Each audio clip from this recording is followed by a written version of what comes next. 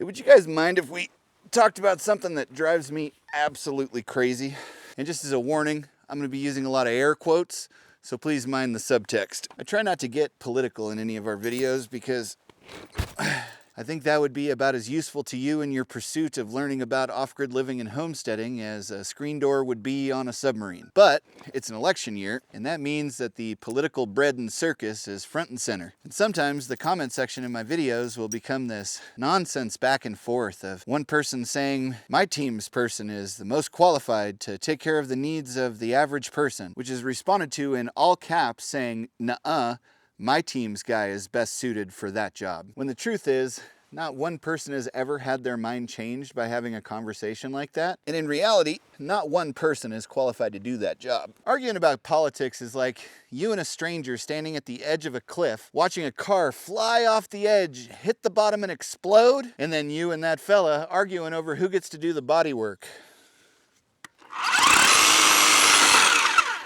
Seems to me the only reason that people get so up in arms about politics is because they've become so dependent upon the system to give them what they need and want to survive, that when some a-hole with far too high an opinion of themselves comes along with surveyed and perfectly crafted responses to the most common questions, that they completely forget that that is not their job. And that makes our government little more than an absentee father who shows up on Christmases and birthdays with a trunk full of gifts. At some point in the past, the idea of being a self-reliant, self-governed populace was given away via politicians to massive companies who, as legal entities, apparently have the exact same rights as individual people and who can spend almost limitless amounts of money trying to trick us into hating each other so we don't fight back. Things being the way they are and record profits in tow. Do you really think they're doing that so they can affect change? Just for us to be able to win the prize of being able to struggle our lives away